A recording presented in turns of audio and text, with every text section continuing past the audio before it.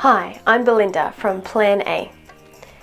If you're living out Plan A, then you might find somebody asks you about it. That's a great thing. That question may look like, are you religious? In this video, I'm going to give you 3 tips to help you answer a question just like that.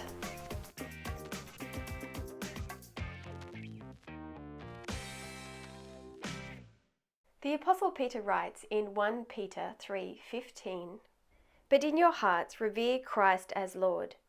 Always be prepared to give an answer to everyone who asks you to give the reason for the hope that you have, but to do this with gentleness and respect."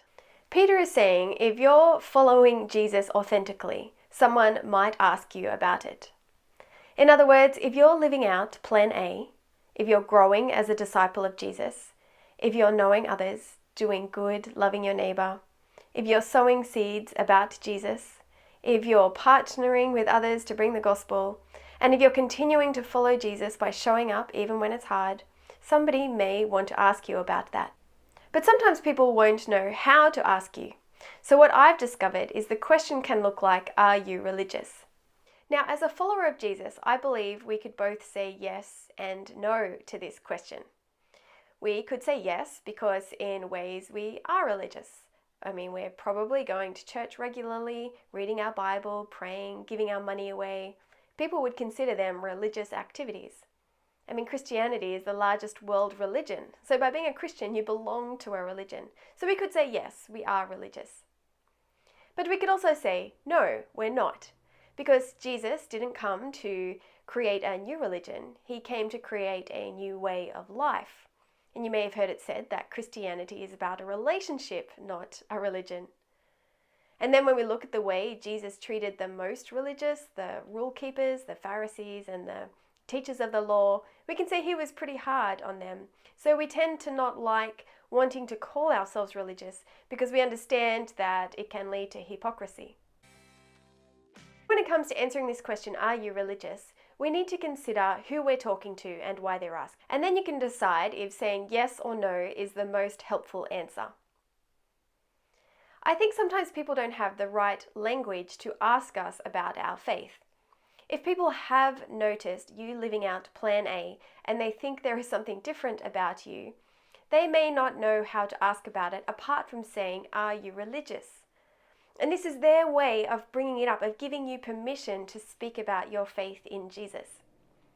This happened to me one time with a tradesman who'd been in my house for a week. He was there because he was building a granny flat that would help us take care of my dad, who was dying of cancer. And whilst he was there, the church was being incredibly supportive, dropping around meals, praying with me and for me, doing odd jobs, helping us out with the renovation. And obviously, he became interested in what was going on. So when he saw the chance, when it was just he and I, home alone, he said to me, "So, you're religious, are ya?" Now that was his way of bringing up the conversation. So I said, "Yeah, I am," and I began to speak to him about it. And that became a 2-hour-long conversation about what it means to trust in Jesus. But there have been other times where I've said no. And it's been when the person asking the question has been personally hurt by the religious, hypocritical, and abusive behavior of their family. For them, religion was a bad thing, and they wanted to know why on earth anybody could be religious.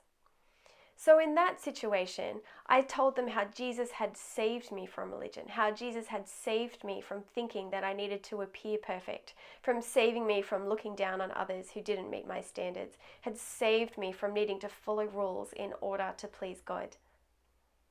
So we need to understand the context. It might be obvious from what's going on, but if it's not, you'll need to find out why they're asking, which takes us to my second tip. Tip number 2, give them a chance to talk. I know it can be exciting that someone has just opened up a conversation about faith, and we may be tempted to start talking about everything we know about religion. But I think we have to remember that we're having conversations with people. And it's important that we understand where the other person is coming from and not make assumptions. So a great way to respond is to ask a question back. You could say, "Oh, yeah, I'm interested in religion. What do you know about it?"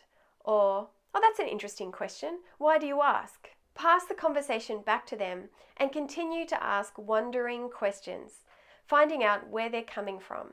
If people feel heard in a conversation, then they're more likely to give you the time to explain properly where you're coming from. If you start rushing into a 5-minute monologue, they might regret even asking you in the first place. So let them know through your gentle approach that you are willing to hear them out. Now, they may say things that are hard for you to hear. They may tell you about the time they've been hurt by the church, or they may talk about how all Christians are hypocrites. I've been in situations like that, but I have found by just sitting and listening and even agreeing where I can, yes, Christians can be hypocrites, that the other person will come around to being able to hear what you have to say and why it is that you might be religious. So what do we say when we do get a chance to talk? Well, tip number 3 is to share your testimony. If you are a follower of Jesus, there's a reason for that. What is that reason? Either you were raised in a Christian home and you have found Jesus trustworthy and faithful and you have continued to follow him in your life. Or there was a time in your life where you didn't know Jesus, but yet you heard about him and realized that you could trust him with your life. So this is an opportunity to share your testimony. Now please watch my video on how to share your testimony if you haven't done any testimony training.